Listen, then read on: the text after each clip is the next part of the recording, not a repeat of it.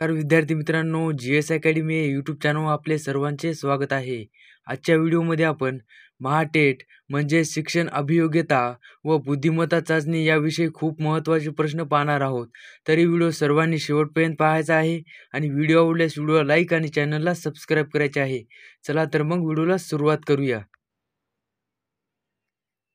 प्रश्न क्रमांक पहिला, पेन्सिलियम हे कशाचे उदाहरण आहे? पेन्सिलियम हे कशाचे उदाहरण आहे? तर ऑप्शन क्रमांक 1 जीवाणू, बॅक्टेरिया हे आपले करेक्ट.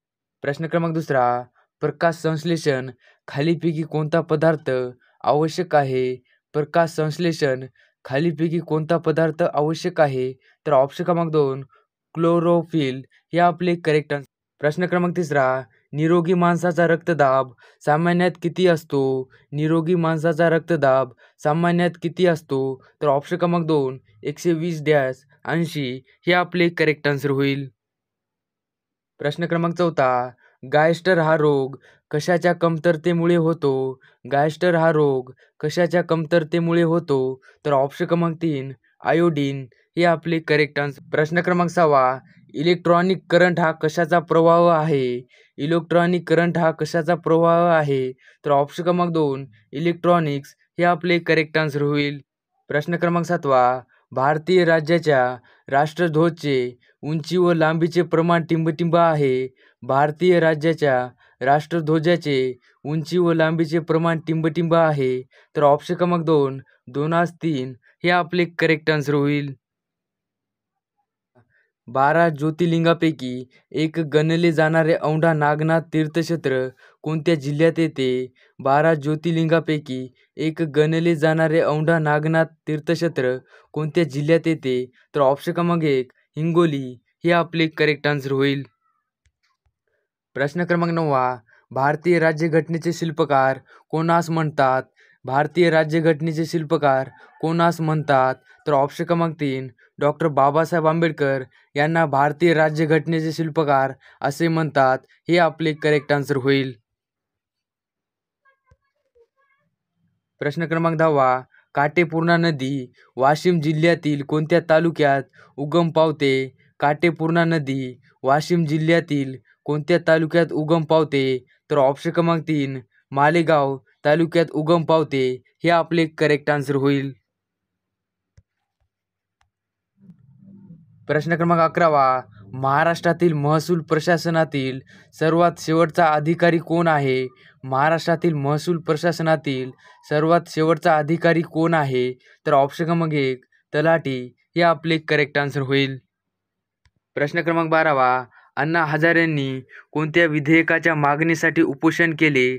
अण्णा हजारेंनी कोणत्या विधेयकाच्या मागणीसाठी उपोषण केले? तर ऑप्शन क्रमांक 3 लोकपाल विधेयक हे आपले करेक्ट आन्सर होईल. प्रश्न क्रमांक 13, वाशिम जिल्ह्यातील सध्या टिंबटिंब पोलीस स्टेशन आहेत. वाशिम जिल्ह्यातील सध्या टिंबटिंब पोलीस स्टेशन आहे.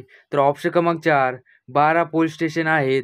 हे आपले करेक्ट आन्सर होईल. प्रश्न क्रमांक 14, जो देशासाठी बलिदान करतो टिंबटिंब, जो देशासाठी बलिदान करतो टिंबटिंब, तर ऑप्शन क्रमांक 4 हुतात्मा हे आपले करेक्ट आन्सर होईल.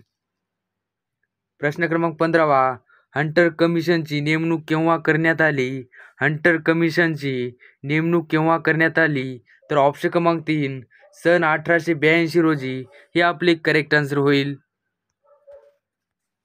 प्रश्न क्रमांक 16, खालीपैकी कोणते शहर गोदावरी नदीच्या काठी नाही? खालीपैकी कोणते शहर गोदावरी नदीच्या काठी नाही?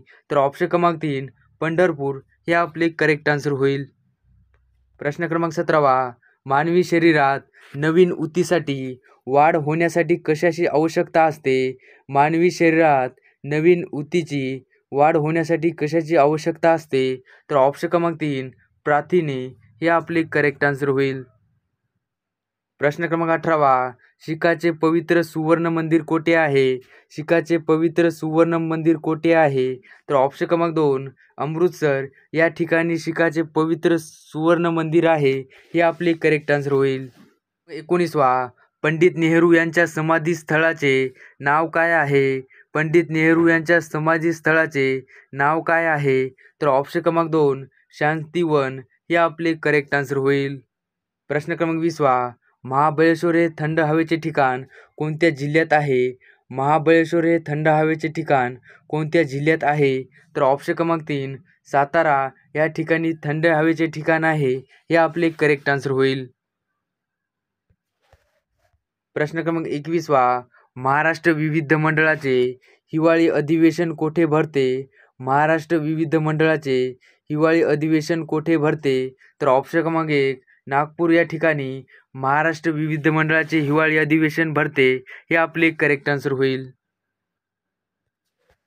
प्रश्न क्रमांक 22वा, खालीलपैकी जागतिक साक्षरता दिन कोणता आहे?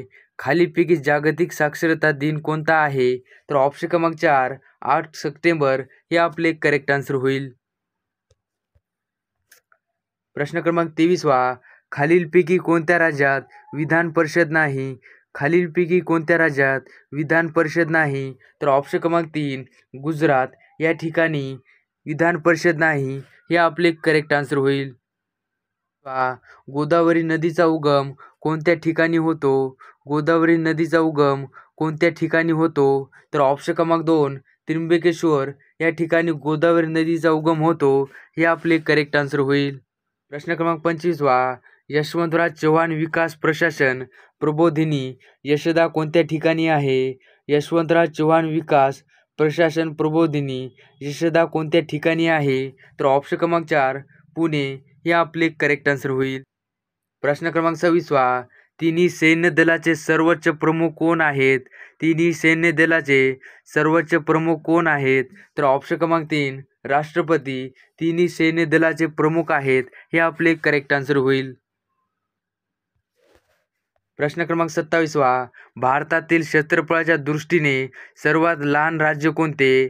भारतातील क्षेत्रफळाच्या दृष्टीने सर्वात लहान राज्य कोणते? तर ऑप्शन क्रमांक 2 गोवा भारतातील क्षेत्रफळाच्या दृष्टीने सर्वात लहान राज्य आहे, हे आपले करेक्ट आन्सर होईल. प्रश्न क्रमांक 28वा, चले जाओ चळवळ केव्हा सुरू झाली? चले जाओ चळवळ केव्हा सुरू झाली? तर ऑप्शन क्रमांक 2 सन 1942 साली चले जाओ चळवळ सुरू झाली, हे आपले करेक्ट आन्सर होईल. प्रश्न क्रमांक 29वा, सर्व योग्यदाता रक्तगट कोणता आहे? सर्व योग्यदाता रक्तगट कोणता आहे? तर ऑप्शन क्रमांक 1 ओ पॉझिटिव्ह, हे आपले करेक्ट आन्सर होईल. प्रश्न क्रमांक 30वा, गटात न बसणारा शब्द ओळखा. गटात न बसणारा शब्द ओळखा. तर ऑप्शन क्रमांक 1 पारा हे गटात न बसणारा शब्द आहे, हे आपले करेक्ट आन्सर होईल.